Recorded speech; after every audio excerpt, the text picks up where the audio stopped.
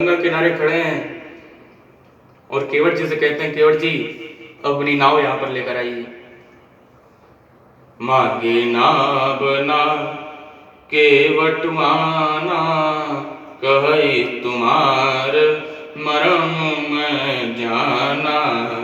चरण कमल रज कहु सब कही, मानुष करने मूर्ख कछु आई।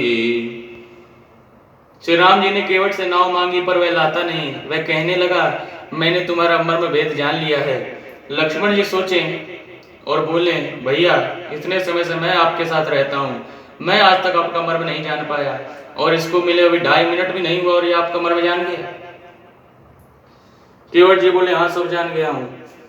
लक्ष्मण जी बोले, भैया हमको भी बता दो थोड़ा। बोले, इनका सब मर्म जान गया हो कि यहाँ गंगा पार करने नहीं आया है। लक्ष्मण जी बोले, बड़े अजीब आदमी हो, गंगा किनारे खड़े हैं, पार करने के लिए नहीं खड़े हैं तो किस लिए खड़े हैं? बोले, पार करने के लिए। बोले, कभी कहते हो पार करने के लिए नहीं खड़े, कभी कहते हो पार करने के लिए खड़े हैं, क्या कहना क्या चाहते हो? केवट जी बोले, आज ये गंगा को पार करने के लिए नहीं खड़े हैं, आज ये इस केवट को पार करने के लिए यहाँ पे खड़े हैं। मैं जानता हूं कि इनके जो चरण की रज है, चरण की जो रज है, इनकी चरण की धूल जो है, ये जादुई है, ये पत्थर को स्त्री बना देने वाली है। तुम्हारे चरण कमलों की धूल के लिए सब लोग कहते हैं कि वह मनुष्य बना देने वाली कोई जड़ी है, जिसको छूते ही पत्थर की जगह सुंदर स्त्री बन गई थी। लक्ष्मण जी बोले, भैया वो एक पे भैया पैर रखे थे तो वो स्त्री बन गई, उसके बाद तो हजारों पत्थर पे पैर रखे हूं तो नहीं बनी स्त्री। बोले, जानता हूं नहीं बनी, लेकिन एक चीज, एक समानता देखिए, उस बार में विश्वामित्र जी से इशारा किए थे पत्थर की ओर, ये पत्थर कैसा है? और आज भी इनको किनारे में खड़ी इतनी नाव नहीं दिखाई पड़ी, बीच में खड़ी मेरी नाव दिखाई पड़ी और इशारा करके बुलाए। यानी आज पूरी मेरी नाव जाने क्या संजोग बन रहा है। इसके बाद पूछते हैं लक्ष्मण जी से, लक्ष्मण जी बताइए, काट पत्थर से कठोर काट लकड़ी जो होती है पत्थर से कठोर होती है क्या? लकड़ी कठोर होती है कि पत्थर? लक्ष्मण जी बोले, पत्थर। बोले, जब पत्थर को स्त्री बनते समय नहीं लगा तो मेरी इस लकड़ी की नाव को पत्थर बनने में कितना समय लगेगा? ये तो पानी पी पी के और कोमल हो गई है।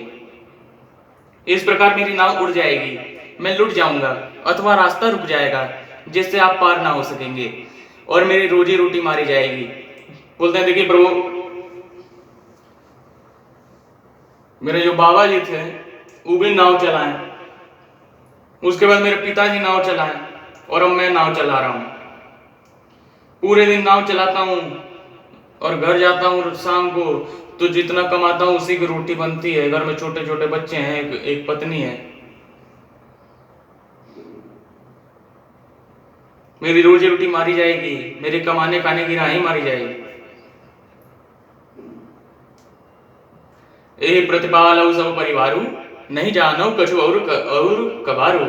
जो प्रभु पार अवश्य का चाहू, मोहि पद पद्म पखारन कहू। मैं तो इस नाव से ही परिवार का पालन पोषण करता हूँ, मैं तो कोई दूसरा धंधा भी नहीं जानता। और देखिए प्रभु, मैं तो ब्राह्मण भी नहीं हूँ, जाति का मल्ला हूँ। ब्राह्मण होता, वेद पढ़ा होता तो नहीं कुछ तो पूजा पाठ करके ही जीवन यापन कर लेता, नहीं कुछ तो सत्यनारायण भगवान का कथे बाच लेता। लेकिन प्रभु, मैं तो ब्राह्मण भी नहीं हूं, वेद भी नहीं पढ़ा हूं, इसलिए ये नाव से ही मेरा काम चलता है। और अगर ये नाव स्त्री बन गई तो 2 नुकसान होंगे। बोले, क्या क्या? सबसे पहला नुकसान कि नाव चली जाएगी, रोजी रोटी चली जाएगी, इतना पैसा है नहीं। कि दूसरा कि मैं दूसरी नाव बना लूं, और दूसरा घर में एक और सदस्य बढ़ जाएगा। प्रभु, एक है घर में, उसी का कर्जा चलाना कठिन है, 2 हो जाएगी तो प्रभु कैसे चलेगा? हर जगह नुकसान ही नुकसान है। और दूसरी बात, नाव लेकर जाऊंगा, जब ये नाव स्त्री बन जाएगी तो इसको जब घर लेके जाऊंगा तो पत्नी से क्या कहूंगा? लक्ष्मण जी बोले, बोल देना राम जी पैर रखें, बन गई स्त्री। बोले, आपका पाला नहीं न पड़ा है अब तक।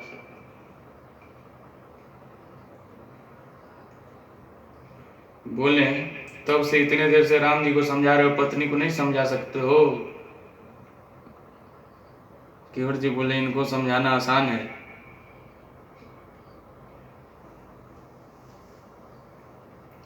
कहते देखिए इसमें सब जगह प्रमोशन जो है मेरी नाव का ही होगा।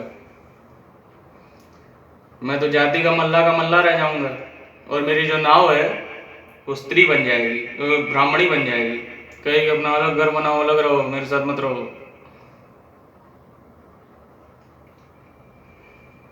इसके बाद कोई बोल ही रहे थे केवल जी की प्रभु के वस्त्र पे ध्यान चला गया। देखिए कहीं जेब नहीं है इसमें, तो सोचे लगता है इनकी स्थिति मेरे जैसी, इनके पास कुछ है वो नहीं।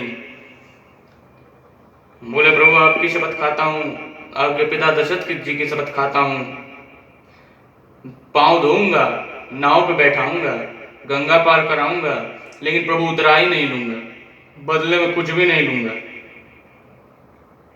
लक्ष्मण जी निकाल लिए धनुष बाण, बोले मार दूंगा। पिताजी की शपथ खाता है, आपकी शपथ खाता है?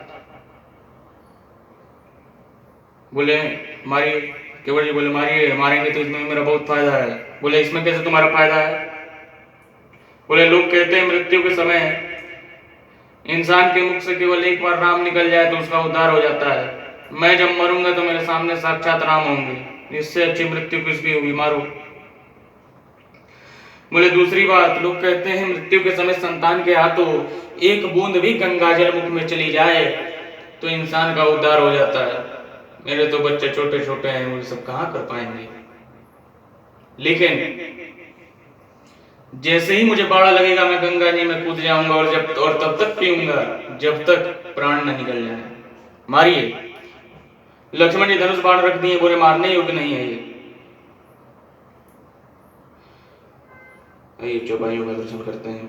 पद कमल दोई चढ़ाई, नावन नाथ उतराई चहो, मोहि राम राउरियान दशरथ सपत सब साची कहो। परु तीर मारहु लखन पै, जब लगी न पाय पखारी हो, तब लगी न तुलसीदास नाथ कृपाल पार उतारी हो। बोलते देखिए आप लोग को पार जाना है कि नहीं बता दीजिए। अगर आपको लग रहा हो कि आपके पाँव धोने में मुझे फायदा है तो नहीं धोने में मुझे बहुत फायदा है। बोले वो कैसे? बोले कि नहीं धोऊंगा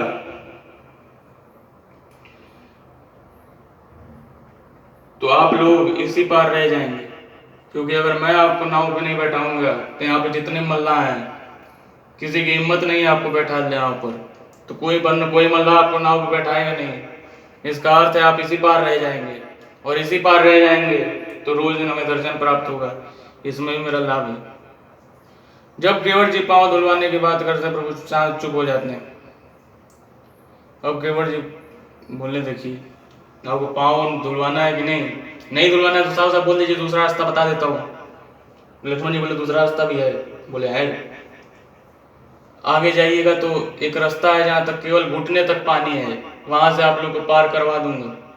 मेरे बात पे विश्वास ना हो तो मैं आगे लाठी लेके चलूंगा, आप लोग पीछे पीछे चलिएगा। लक्ष्मण जी बोले चलो।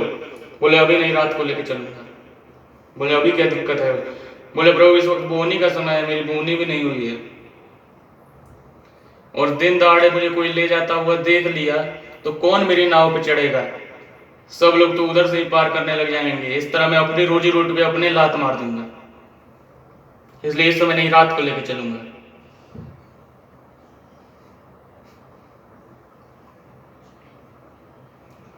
सुन के वटके बहन प्रेम, लपेटे अटपेटे, बेसे करना इंचितई, जानकी लखन तना।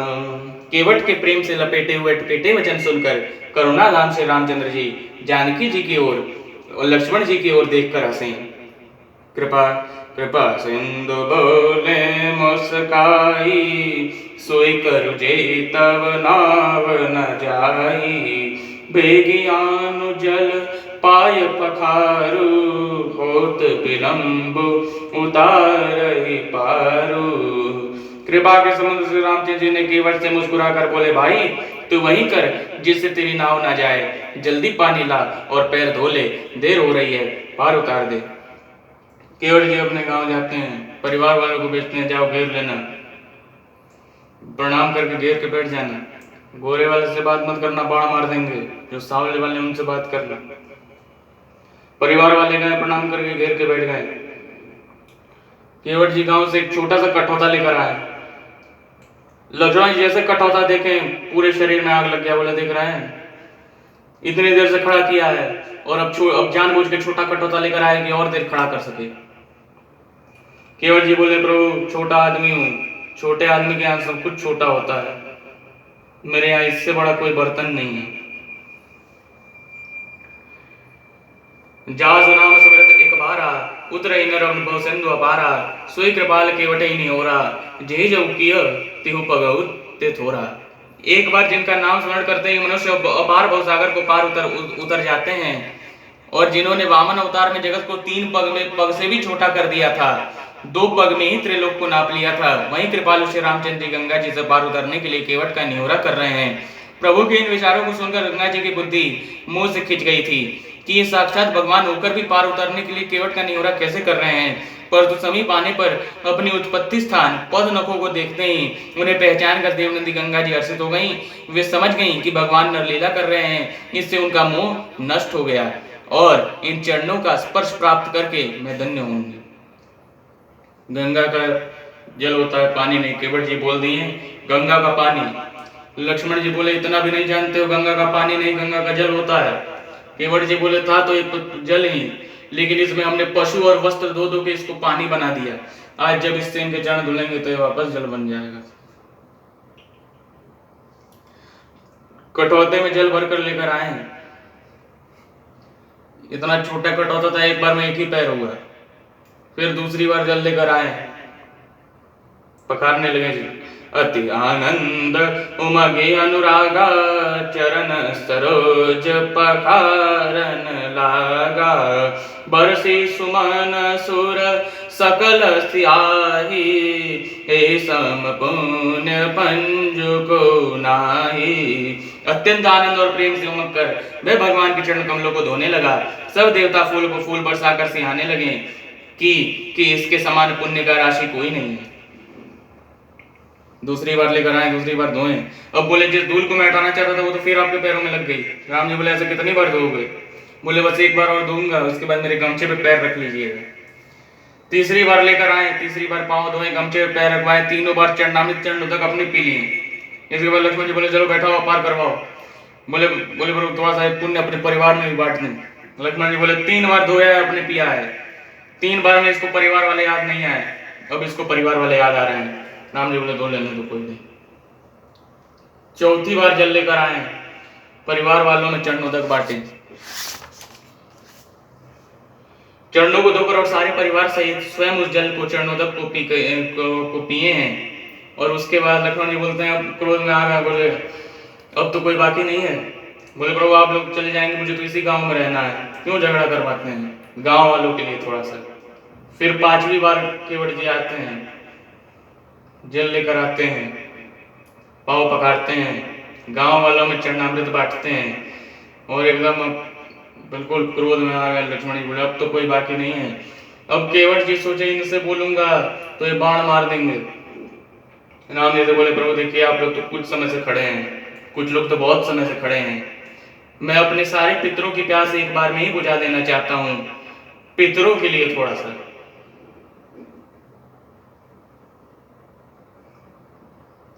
इसके बाद फिर जल लेकर आए, पांव धोए और केवट जी ने एक ही बार में अपने सारे पितरों की प्यास बुझा दी। उस महान पुण्य के द्वारा अपने पितरों को भव सागर से पार कर फिर आनंद पूर्वक प्रभु श्री रामचंद्र जी को गंगा जी के पार ले गया। निषाद राज लक्ष्मण जी से सीता जी और 1 घंटे तक घुमाते रहे एक ही जगह पर। राम जी बोले एक ही जगह पर क्यों घुमा रहे हो? बोले मेरा दोष नहीं प्रभु, हवा का दोष है। निषाद राज लक्ष्मण जी सहित श्री सीता जी और श्री रामचंद्र जी नाव से उतरकर गंगा जी रेत बालों में खड़े हो गए। केवट जी ने नाव बांधी और इसके बाद केवट उतरे दंडवत कीना, प्रभु सकुच ए नहीं कछु दीना। केवट जी उतर कर दंडवत करते हैं, उठा नहीं रहे प्रभु। क्यों? सोचे इसका छोटा कटोता बता रहा था इसके घर में दाने दाने की कमी है। आज इसको उठाऊंगा तो दूंगा क्या? आज मेरे पास इसको देने के लिए कुछ भी नहीं है। प्रभु की भावना सीता जी समझ गई और अपने हाथ से अंगूठी निकाल कर राम जी के हाथ में रख दी। राम जी बोले आपने अपने हाथ से अंगूठी निकाल दी? बोले मेरा हाथ कहाँ प्रभु, ये तो आप ही का हाथ है। जिस दिन मेरे पिता जनक जी ने ये हाथ आपके हाथ में रख दिया था उस दिन से हाथ मेरा नहीं आपका हो गया था। उठाकर जब अंगूठी देने गए तब केवट जी कहते हैं नाथ आज मैं काह न पावा, मिटे दोष दुख दारिद दावा, बहुत काल मैं कीन्ही मजूरी, एह आजु दीन विधि बन बल बोरी। उसने कहा हे नाथ आज मैंने क्या नहीं पाया, मेरे दोस्त दुख दरिद्रा की आग आज बुझ गई है। मैंने बहुत समय तक मजदूरी की, विधाता ने आज बहुत अच्छी भरपूर मजदूरी दे दी है, मुझे कुछ भी नहीं चाहिए।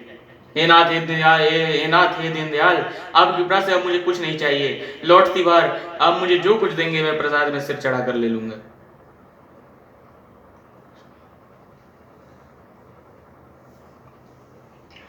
प्रभु श्री राम जी, लक्ष्मण जी और सीता जी ने बहुत आग्रह यत्न किया पर केवट कुछ नहीं लेता। तब करुणा के धाम भगवान श्री रामचंद्र जी ने निर्मल भक्ति का वरदान देकर उसे विदा किया है। और यहीं पर तुलसीदास जी केवट प्रेम की कथा को विश्राम देते हैं।